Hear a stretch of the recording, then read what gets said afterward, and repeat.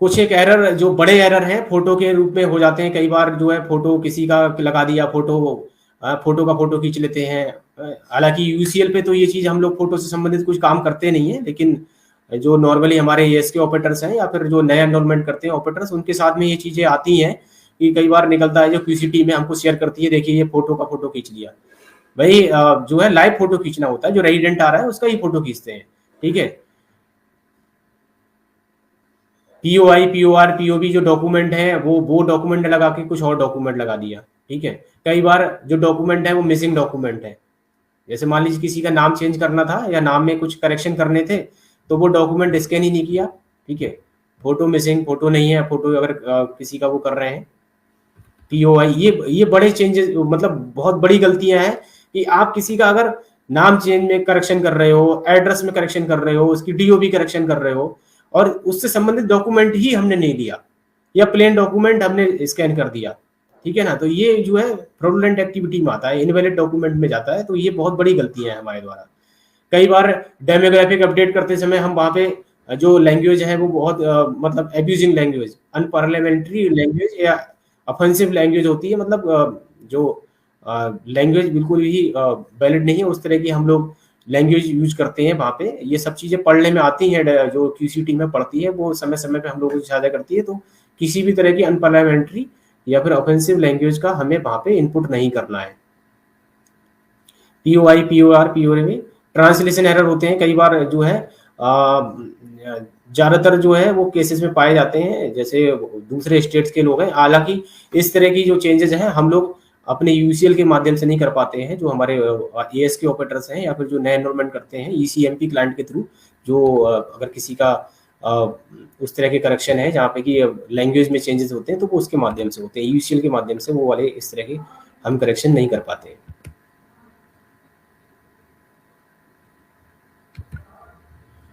Biometric UCL के माध्यम से नहीं होता है, लेकिन एएस के ऑपरेटर्स हैं हमारे या फिर वो बड़ी मशीन पे एनरोलमेंट करते हैं, ये उस वाले केस में रहता है।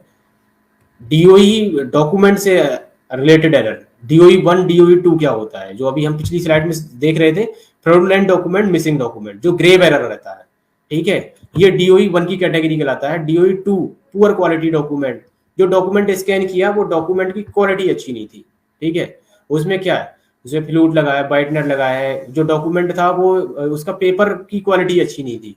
पुअर क्वालिटी से मतलब किसी ऐसा नहीं कि कोई गरीब आदमी लेके अपना डॉक्यूमेंट लेके आया है, ठीक है।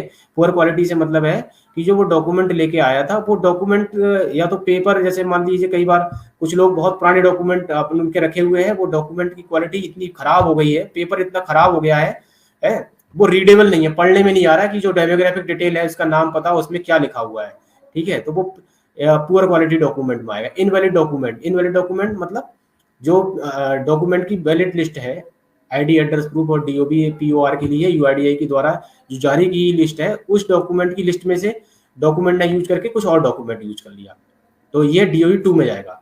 Demographic data mismatch, demographic data mismatch, आपने जैसे किसी का कोई भी आधार में जो करेक्शन कर रहे हैं वो डॉक्यूमेंट कुछ लेके आया और आप डेमोग्राफिक डिटेल उसकी कुछ और भर रहे हैं। जैसे नरेंद्र कुमार किसी का नाम आधार में है, ठीक है, उसका आप करेक्शन करने जा रहे हैं, नरेंद्र कुमार शर्मा कर रहे हैं, लेकिन डॉक्यूमेंट लेके आए उसमें नरेंद्र कुमार ही है, तो ये डेमोग्राफिक डेटा मिसमैच हो जाएगा कि आप जो डॉक्यूमेंट वो लेके आया है उसमें आपने डेमोग्राफिक डिटेल उसकी जो है वो एंट्री कुछ और की है और आधार में उसके कुछ और है, डॉक्यूमेंट में कुछ और है, तो डेमोग्राफिक डेटा मिसमैच में जाएगा वो। अननेसेसरी, जैसे कई बार ना डॉक्यूमेंट कोई लेके आता है तो वो उसमें उसका लैंडमार्क, हाउस नंबर या गली नंबर, जैसे कुछ लोग लिखवाते हैं कि नियर बाई, जो मैं आपको एग्जांपल अभी बीच में भी दिया, नियर अग्रवाल स्वीट्स, ठीक, लोग बोलते हैं मुंह से कि हाँ हमारा ये कर दीजिए, लेकिन वो डॉक्यूमेंट लेके आए उसमें नहीं है नियर अग्रवाल स्वीट्स, जो भी वो एड्रेस प्रूफ लेके आया होगा, और आप क्या करते हैं उसके कहे अनुसार डेमोग्राफिक डिटेल उसकी वहां पे एनरोलमेंट क्लाइंट में करते समय ऐड कर देते हैं, तो ये डेमोग्राफिक डेटा मिसमैच कहलाएगा कि वो डॉक्यूमेंट जो लेके आया था उस डॉक्यूमेंट में वो चीज नहीं थी जो आपने अननेसेसरी एड ऑन कर दी अपनी तरफ से। इसीलिए डेमोग्राफिक अपडेट करते समय बिल्कुल एग्जैक्ट चीजों को चेक कर लीजिए कि जो डेमोग्राफिक डिटेल वो अपडेट कराने आया है उससे रिलेवेंट जो डॉक्यूमेंट लाया है वो बिल्कुल मैच हो रहा है, ऐसा तो नहीं है आप अननेसेसरी अपनी तरफ से कुछ ऐड ऑन कर रहे हो या उसके ओरली कहने पे कुछ ऐड ऑन करने की कोशिश कर रहे हो। तो ऐसे नहीं करना, नहीं तो डेमोग्राफिक डेटा मिसमैच होगा, DOE 2 काउंट होगा वो, ठीक है ना। डेमोग्राफिक एरर्स कुछ और होते हैं, gender photo mismatch, age photo mismatch. Gender photo mismatch क्या होगा? जेंडर फोटो मिसमैच ये होगा कि भाई वो क्योंकि फोटो से ही पता लग जाता है ना लोगों का जेंडर, कि वो मेल है फीमेल है क्या है। फोटो से तो वो लग रहा है राम सिंह होना चाहिए, लेकिन आपने उसको कर दिया प्रीति देवी। जेंडर डिफाइन होता है फोटो से ही। तो इस तरह की जो होता है, या फिर एज है, एज भी लोगों की लगभग एक एज ग्रुप के बाद आप चेक कर पाते हैं कि हाँ भाई इसकी एज कितनी हो सकती है। किसी का फिजिकली फोटो से चेक किया जा सकता है लगभग कि उसकी एज कितनी हो सकती है। किसी बच्चे का फोटो लगा हुआ है, बच्चे की फोटो आ रही है और आप एज उसकी कर रहे हैं 50 ईयर्स, तो ये एज फोटो मिसमैच में चला जाता है। Error in name, incomplete address, ये भी जो इनकम्प्लीट एड्रेस हो गए। कंप्लीट एड्रेस का मतलब, कंप्लीट एड्रेस किसको बोला जाता है? पिन कोड होना जरूरी है, उसका गांव है तो गांव का नाम जरूरी है उस पे। कई बार जैसे अर्बन एरिया में अगर बात करें तो वहां पे हाउस नंबर, फ्लैट नंबर ये जरूरी है। आप केवल वहां पे डाल दोगे वार्ड का नाम डाल दिया और आपने वहां पे डाल दिया कि वो उसका डिस्ट्रिक्ट ये है, तो एक डिस्ट्रिक्ट में एक वार्ड है और वार्ड में बहुत सारे फ्लैट बने हुए होते हैं। वहां तो स्ट्रीट भी होती हैं। और स्पेशली जो इनकम्प्लीट एड्रेस है वहाँ पे आपको, जो अर्बन एरियाज है वहाँ पे जरूर ध्यान देना है कि जो रेजिडेंट आया है उसके डॉक्यूमेंट को चेक करिए। अगर उसके डॉक्यूमेंट में कंप्लीट एड्रेस नहीं है तो उसको सजेस्ट करिए कि आप जो डॉक्यूमेंट लेके आए हो, आप शहर में रहते हो, इतना बड़ा शहर है, आपका केवल वार्ड नंबर पड़ा है, इसमें हाउस नंबर फ्लैट नंबर नहीं पड़ा है, ये इनकम्प्लीट है। आप कोई ऐसा डॉक्यूमेंट लेके आओ जिसमें कंप्लीट एड्रेस हो आपका, ठीक है ना। रिलेशनशिप मिसमैच, रिलेशनशिप जो HOF बेस्ड हम लोग करते हैं एनरोलमेंट, तो वहाँ पे रिलेशनशिप जो है वो प्रूफ नहीं हो रहा होता है कई बार, ठीक है, और हम उसको यूज कर लेते हैं। तो रिलेशनशिप मिसमैच में ये भी एक डेमोग्राफिक एरर में काउंट होता है। ये थोड़ा और डिटेल में यहाँ पे पेनल्टी को समझाने की कोशिश की गई है। जो पेनल्टी थी वो भी रिवाइज कर दी गई है UIDAI के द्वारा। DOE 2 के बिहाफ पे अब जो पेनल्टी है वो 1000 रुपये पर पैकेट लगती है। DOE 2 में 1000 पर पैकेट है, और DOE जो 1 है या फिर और जो एरर, या फिर जैसे मान लीजिए हम ओवर चार्ज करते हैं या फिर हम सॉफ्टवेयर के साथ में टेम्परिंग करते हैं, तो वो चीज़ें यहाँ पे इस स्लाइड में दिखाई गई हैं कि आप लोग अगर इस तरह की भी गलती करोगे तो कितनी तक पेनल्टी लग सकती है। DOE 1 वाले केस में अब 10,000 रुपये पर पैकेट पेनल्टी हो गई है। फ्रॉडुलेंट डॉक्यूमेंट या मिसिंग डॉक्यूमेंट, जो हम लोग अभी पिछली लास्ट वाली स्लाइड में समझा था। फोटो ऑफ फोटो, फोटो का फोटो अगर आप कैप्चर करते हैं, ये आपके लिए, हमारे यूसीएल पे काम करने वाले ऑपरेटर्स के लिए एप्लीकेबल नहीं है, लेकिन जो नॉर्मल ECMP क्लाइंट पे न्यू एनरोलमेंट करते हैं हमारे SK ऑपरेटर्स हैं या फिर और भी जो करते हैं काम, तो उसके लिए फोटो का फोटो अगर आप कैप्चर करते हो तो 50,000 रुपये पर पैकेट पेनल्टी लगती है इस तरह से। अनपार्लियामेंट्री या फिर ऑफेंसिव लैंग्वेज का यूज करते हैं डेमोग्राफिक एंट्री करते समय, तो 1,000 रुपये पर पैकेट। ओवर चार्जिंग केसेस में 50,000 रुपये पर packet. Unauthorise enrolment centre, unauthorise enrolment centre, जैसे कई बार आप लोग देखते हो ना कि कि वो सेंटर ऐसा सेंटर है जिसपे कि उसको ऑथराइजेशन नहीं मिला है काम करने का, वो ऑथराइज नहीं था फिर भी काम कर रहा है और उसको पकड़ा गया, गलत तरीके से काम कर रहा है, बाईपास तरीके से काम कर रहा है, तो या फिर कुछ और गलत तरीके से काम कर रहा है, वो जो सॉफ्टवेयर उसके साथ कुछ टेम्परिंग करके काम किया है उसने, तो इस तरह के केसेस में 50,000 रुपये पेनल्टी UIDAI के द्वारा इम्पोज की जाती है। तो इस पेनल्टी क्लॉज को सब लोग अच्छे से समझ लीजिए। DOE 1 और DOE 2 जो एरर्स थे उनकी पेनल्टी को थोड़ा रिवाइज किया है UIDAI ने। डॉक्यूमेंट्स में जो हमारे कुछ एक एरर्स होते हैं वो हम उसको समझ चुके हैं, इस पर अब डिटेल में बात नहीं करते हैं। ये इसमें थोड़ा सा चीज़ें समझ लीजिए कि कभी भी आप काम कर रहे हो अपनी मशीन में, तो हमें दूसरे की मशीन में अपनी आईडी डाल के लॉगिन नहीं करना है। अपना क्रेडेंशियल दूसरे की मशीन में कभी भी लॉगिन नहीं करना है। आपने जिस स्टेशन आईडी जिस लैपटॉप में एक बार लॉगिन किया है उस पर ही काम करना है। लैपटॉप चेंज के लिए भी आप लोगों की रिक्वेस्ट आती है। लैपटॉप चेंज केस के लिए आप लोगों को हम लोग पहले ही बताया हुआ है, जब तक कि आपका लैपटॉप में कोई ऐसा टेक्निकल फॉल्ट जिसकी भी आपकी लैपटॉप बिल्कुल डैमेज हो गया या आपका लैपटॉप चोरी हो गया है, तो चोरी वाले केस में आप FIR की कॉपी हम लोगों को शेयर करोगे, तभी आपकी लैपटॉप चेंज की रिक्वेस्ट जो है वो एंटरटेन होगी। ऐसे नहीं कि आज आपने ये लैपटॉप रजिस्टर कराया, आप फिर सोच रहे हो कि सर हम 2 दिन बाद या 1 महीने बाद दूसरा लैपटॉप चेंज कर लेंगे, ठीक है ना। तो सिक्योरिटी रीजन से लैपटॉप चेंज जो पॉलिसी है, उसका पॉलिसी बनी हुई है कि किस तरह से लैपटॉप चेंज आप करा सकते हैं। और लैपटॉप जो आपके रजिस्टर्ड है, आपने जिस पे एक बार काम ऑनबोर्ड किया अपने आप को, आपको केवल अपने ही लैपटॉप में काम करना है, दूसरे पे ऑनबोर्ड नहीं करना है। किसी भी तरह से आधार से संबंधित आधार, किसी भी रेजिडेंट का आधार हो गया, उसकी हार्ड कॉपी या सॉफ्ट कॉपी। सॉफ्ट कॉपी क्या होता है, जैसे स्कैन किए हुए आधार आप अपने लैपटॉप में रखते हैं तो वो रखना, या हार्ड कॉपी कोई किसी का आधार रह गया या फिर आप कई बार फोटो कॉपी रख लेते हो, तो इस तरह का कोई भी आधार डॉक्यूमेंट आप अपने सेंटर पे नहीं रखेंगे, आपके सेंटर पे ये डॉक्यूमेंट नहीं मिलना चाहिए। ठीक है।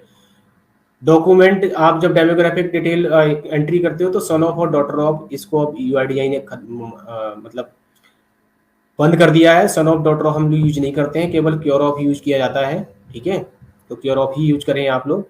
Unnecessary change in gender and DOB, क्योंकि जेंडर और डीओबी की लिमिटेशंस हैं चेंज करने की, और जेंडर में तो कोई डॉक्यूमेंट भी यूज नहीं होता है, तो किसी का भी जेंडर या डीओबी अननेसेसरी चेंज ना करें।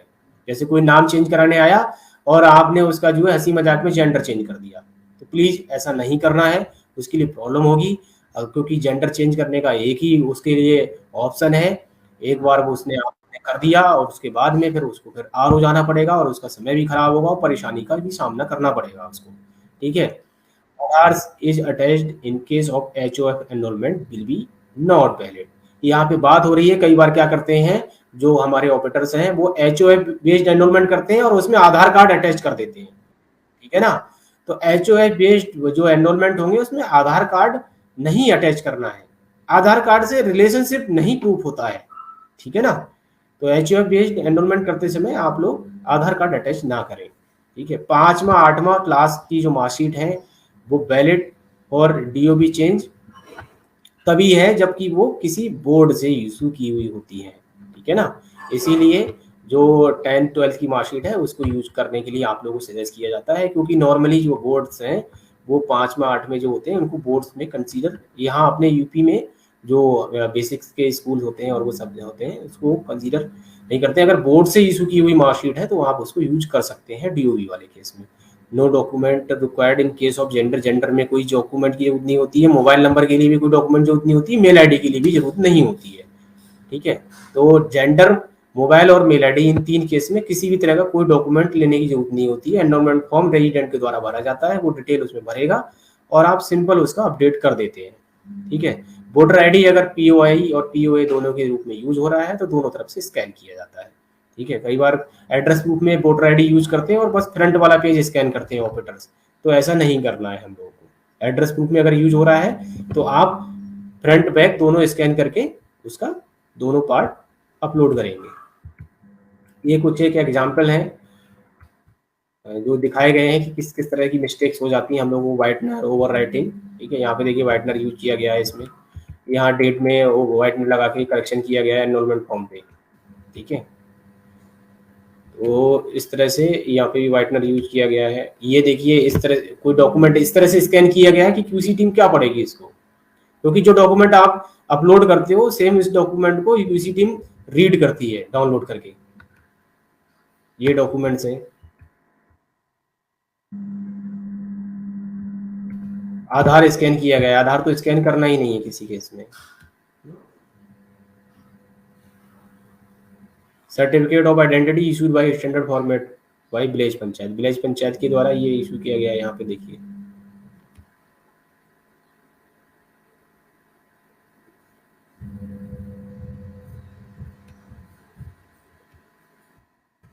ये जो ऑनलाइन या फिर ई पासबुक होती है इनको जो है वैलिड नहीं माना जाता है। उसके लिए नॉर्मली जो हमारे बीसी पॉइंट्स होते हैं, बीसी चलाते हैं जो बीएलई भाई हमारे, उनके द्वारा एक आईडी कार्ड जारी किया जाता है तो उसको भी नहीं माना जाता है। बैंक ही वैलिड है, बैंक ही ऑथराइज है उसको जारी करने के लिए। तो बैंक से जो पासबुक जारी की जाती है फोटो के साथ में वेरीफाई करते हुए, वो पासबुक यूज करनी होती है।